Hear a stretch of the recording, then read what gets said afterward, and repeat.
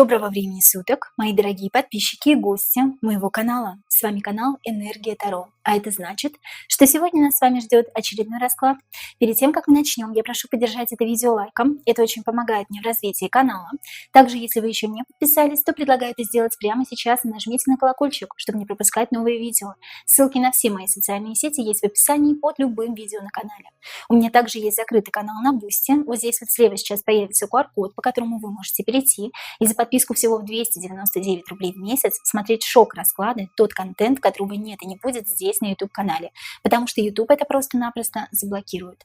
Также у меня есть Telegram-чат, где мы общаемся с моими подписчиками, и именно вы можете стать тем самым подписчиком, который подскажет мне, какие расклады должны быть у меня на закрытом канале на Бусти и на YouTube-канале. А с нами сегодня карты Райдер Уэйта. Здравствуйте, карты! И сегодня мы с вами поговорим о Борисе Корчевникове. Как из звезды сериала «Кадеты» и журналиста местных телепередач стать генеральным директором телеканала «Спас», которого патриарх Кирилл благословил на сей высокий пост. Борис Корчевников – фигура загадочная и неоднозначная. То он болен онкологией, почти ничего не слыша, ведет свою телепередачу, то он агитирует за военную операцию на Украине и призывает всех в своем инстаграм-аккаунте идти по зову Родины, пока он помолится за призывников в церкви. Очень любит детей, однако спокоен к тому, что их убивают на войне. Посмотрим сегодня с вами, что за человек такой Борис Корчевников и как из парня с ангельской внешностью вырос профессиональный иллюминат. Карты, подскажите мне, пожалуйста, для начала, жив ли вообще Борис Корчевников, потому как многие спрашивают, да, в интернете задают вопрос, жив ли тот самый Борис Корчевников, который играл в телесериале «Кадеты». Давайте посмотрим, да, жив ли тот самый Борис Корчевников, который играл в телесериале «Кадеты», тот самый милый мальчик, да, которого мы помним. Жив ли Борис Корчевников вообще? Жив ли Борис Корчевников? Да, колесница жив и очень даже жив, скажем так, да. Здесь хочу сказать, что у него сейчас какие-то большие перемены и продвижение по карьерной лестнице, да, по служебной лестнице. И тут уже он сам выбирает ему пойти хорошей дорогой, да, или темной дорогой. Тут, видите, два сфинкса, один черный, другой белый, да. Но я так понимаю, что он уже пошел не очень хорошей, не очень честной, не очень правильной дорогой. Если выпала карта колесницы, да, колесница говорит о том, что человек идет на пролом, вижу цель, не вижу препятствий, да, и иду по головам, по чужим, по чьим-то головам, да, кто мне был когда-то дорог. Тут вот об этом говорится. Жив ли Борис Корчевников? Да, жив, живее всех живых, да, думает сейчас, что делать с какими-то своими старыми проектами, да, которые уже неинтересны, возможно, людям, да, которые, возможно, ему неинтересны, какие-то старые проекты, изжили себя, и он идет сейчас по новой дороге. Да, император, конечно, жив. Он считает себя императором, он считает себя на коне, да, сейчас, и поэтому здесь выпали два старших аркана, да, у нас один младший аркан. Когда выпадает старший аркан, человек, которого считают умершим, да, в любом случае умершим не является, да, потому что старшие арканы на мертвых не выпадают, если мы задаем вопрос, жив ли этот человек. Характеристика личности Бориса Корчевникова. Характеристика личности Бориса Корчевникова. Что за человек такой Борис Корчевников? Покажите нам, пожалуйста, карты, что за человек такой Борис Корчевников. Мы привыкли видеть его одним с экранов телевизоров, да? Возможно, он является совершенно другим человеком. Что за человек такой Борис Корчевников? Характеристика его личности. Пятерка жезлов. Человек достаточно склочный, говорю уже, пролезет в попу без мыла, да, как говорится, пойдет на пролом, пойдет по головам для того, чтобы устранить своих соперников, да, никогда не будет стоять в стороне, если его обижают, унижают, словесно, как-то физически, неважно, да, он не такой милый мальчик с ангельской внешностью, каким кажется на первый взгляд, да. Пятерка жезлов говорит о том, что он сам является в основном, да, зачастую зачинщиком каких-то драк, каких-то споров, да, и то, что ему нравится вести передачи вот с таким вот характером, да, ему нравится подливать масло в огонь, ему нравится, когда вокруг много негатива, да, он этим, такое ощущение, что питается, и это его характер, это у него с детства, да, с детства он являлся таким не особо послушным пай-мальчиком, да, как мы думаем, сейчас глядя на него. Здесь вот об этом говорится. Сигнификатор Бориса Корчевникова сейчас. Что такое сигнификатор? Это настроение, умозаключение, эмоциональный фон человека, то, что он чувствует сейчас, то, что он думает об этой жизни. Да, сигнификатор Бориса Корчевникова сейчас. Сигнификатор Бориса Корчевникова сейчас. Двойка мечей стоит перед каким-то выбором, не видит выхода какого-то, да, возможно, из сложившейся ситуации, да, здесь у него какой-то выбор, он о чем-то думает, о чем-то мечтает, возможно, да, что-то выбирает сейчас. Луна на карте убывающая, что говорит о том, что, возможно, планам его не суждено сбыться, да, пока он будет думать, пока он будет гадать, что делать, от него уйдут какие-то козыри, да, вот сейчас он о чем-то думает и не может понять, какое решение будет являться однозначно правильным для него, да, правильным и верным для него. Он думает, и этот вопрос по поводу все-таки профессиональной деятельности, я вижу, да, что это все-таки связано с карьерой.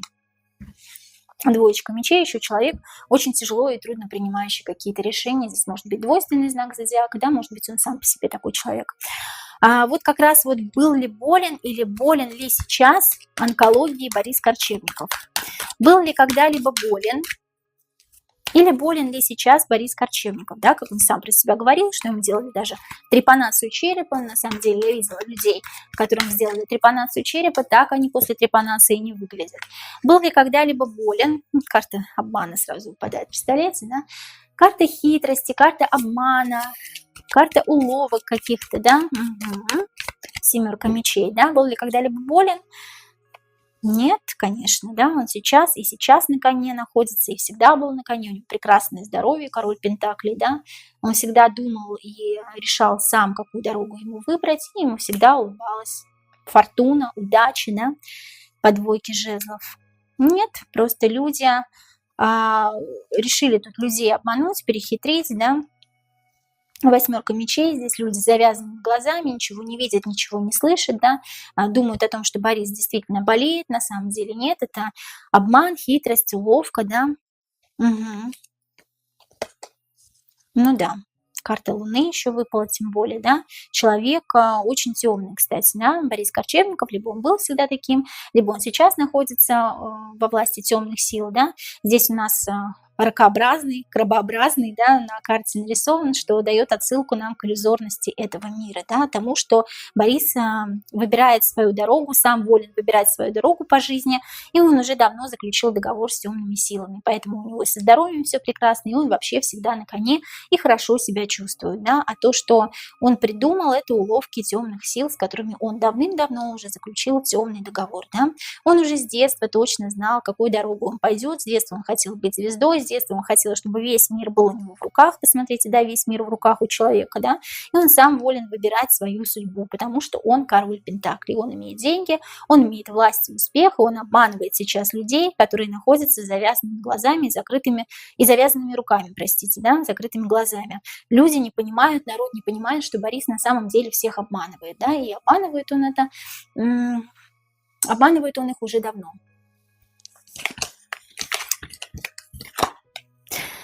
Болел ли когда-либо или болен ли онкологией Борис Корчевников? Нет. Если нет, то зачем он это придумал? Зачем он придумал такую болезнь, как онкологию? Да? Зачем Борис Корчевников придумал, что он болен онкологией? Для чего ему это было нужно? Для чего-то же это нужно человеку, да? Для чего Борис Корчевников придумал, что он болен онкологией? Заключение договора с темными силами подразумевает некий обман, и в данном случае у него был именно такой договор, да? То есть по договору он должен был сказать именно эти вещи всему народу, огласить, да? Да, повешенный – это состояние виктивности, это состояние жертвы. Борис является лишь жертвой, если это так можно сказать, да, но он сам выбрал свой путь. Повешенный здесь, посмотрите, какая у повешенного светлая голова, просветленная, да, повешенный здесь чувствует себя очень даже неплохо. У него руки в боки, он висит и кажется просветленным человеком, да, но просветленным в каком смысле, потому что он заключил договор с некими темными силами, которые дают ему силу, он питается этими силами, да, и договор подразумевал то, что он должен был придумать все это, да, придумать эту онкологию, да, по договору для того, чтобы удача ему улыбнулась, для того, чтобы фортуна ему улыбнулась, для того, чтобы все пошло гладко в его судьбе, для того, чтобы пошли деньги, десятка пентаклей, да, десятка пентаклей – это еще и переход в новую жизнь, десятка второй – это всегда переход в новую жизнь, да, да, чтобы все было не по справедливости, справедливость здесь у нас перевернутая выпадает, да, несмотря на то, что я делаю расклады по прямым картам у меня почему-то здесь еще перевернутая справедливость вышла, что символично. Да, да, да. Для того, чтобы быть магом, для того, чтобы управлять своей судьбой и судьбами тех, кто верит Борису Корчевникову. Да, здесь магия была применена темная, да. Темная магия по колесу фортуны для того, чтобы удача, деньги всегда были рядом с Борисом. И Борис должен был придумать по нечестному правосудию, по нечестной справедливости придумать эту болезнь и рассказать всем об этом, да? А для чего темным силам нужно было, чтобы он придумал эту болезнь? Давайте посмотрим. Переверну я все-таки справедливость. Не могу я все-таки делать расклады на перевернутых картах. Не очень люблю это дело. А почему и для чего темным силам? Для чего? Вот давайте так. Для чего темным силам нужен был именно Борис Корчевников? Для чего темным силам нужен был именно Борис Корчевников? Он же был таким не особо приметным мальчиком в кадет. Ну да, в кадетах снимался в сериале, да, но потом-то что случилось? Для чего темным силам нужен был именно Борис Корчевников? Для чего темным силам нужен был именно Борис Корчевников? Угу. Угу. Так.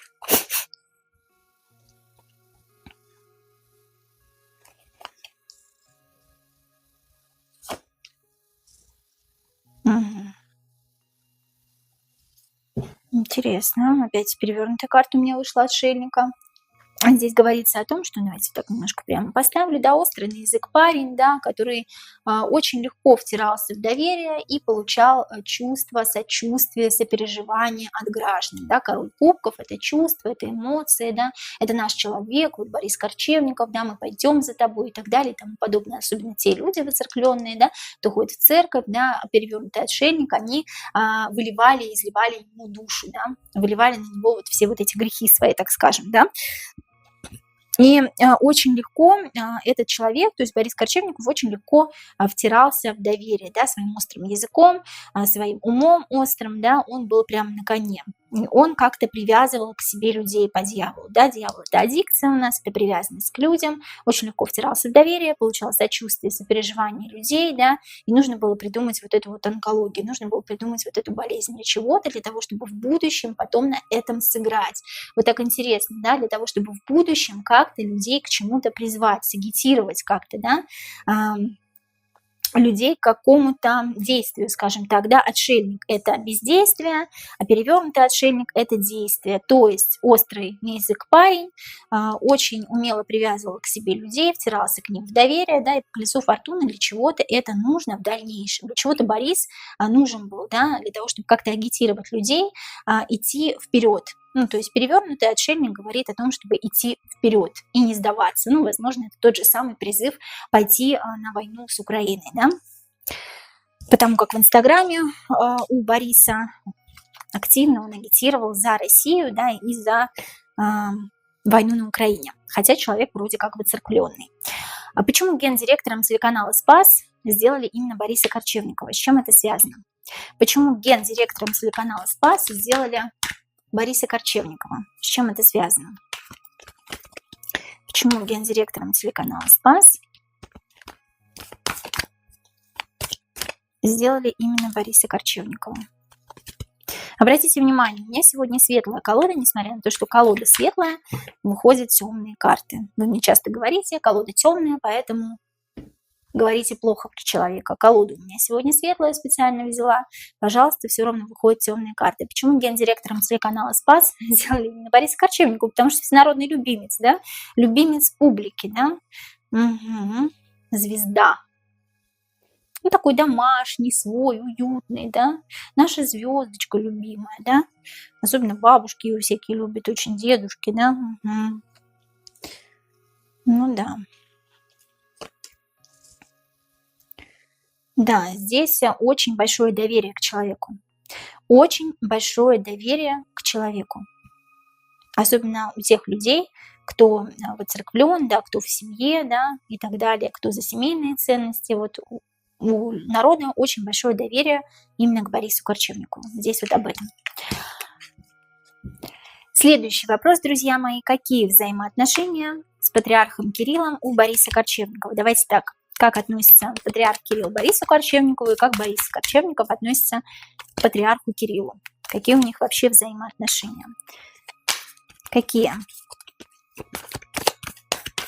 взаимоотношения у патриарха Кирилла к Борису Корчевникову и у Корчевникова к патриарху Кириллу? Патриарх Кирилл Корчевникову. Угу. И у Корчевникова, патриарху Кириллу. Корчевников, кстати, к патриарху хорошо относится, да, справедливость, да, он думает о том, что он относится к нему справедливо, а у патриарха Кирилла какие-то темные мыслишки, темные делишки, да, розовые очки надел на мальчишку, и все, да, и он счастлив и доволен, да, здесь какая-то хитрость есть, идет со стороны патриарха по отношению к Борису. Да, дьявол хочет привязать его к себе, да, или уже привязал его к себе, да. Здесь заключение темного договора, естественно, да, с патриархом Кириллом, а у Бориса совершенно чистые намерения, да, по отношению к нему. Ориентация Бориса Корчевникова, многие спрашивали, да. Ориентация Бориса Корчевникова. Ориентация Бориса Корчевникова.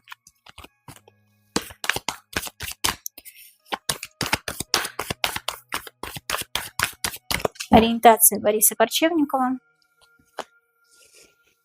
Угу.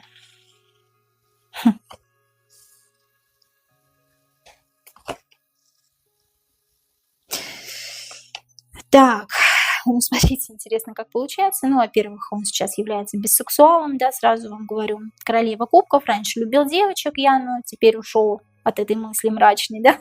Раньше, когда-то, давно я был нормальным человеком, нормальным мужчиной, любил девочек, королева кубков здесь вышла, да, но как-то ушел из этого состояния, да, ну, потому как заключил договор, естественно, с темными силами. Наступила моральная нищета, да, карта моральной нищеты, пятерка пентаклей, да. Я ушел из нормального состояния, я оставил кубки, я оставил женщин позади, теперь я люблю мужчин, король кубков, интересно. Ну, то есть раньше он был нормальным человеком до заключения темного договора, как я понимаю, да. Сейчас с ориентацией что-то случилось, ну, могу сказать, что человек не является абсолютным геем, да, он является бисексуалом, все-таки здесь вот об этом говорится. Раньше девочек любил, ушел из этого, да, раньше любил, теперь люблю мужчин, потому как наступила моральная нищета. Я заключил договор с темными силами и ухожу от нормальных чувств и от нормальных эмоций, что даже Луна мне не улыбается. Угу. Далее. Действительно ли Борис Корчевников является глубоко воцерквленным человеком? Действительно ли Борис Корчевников является глубоко воцерквленным человеком?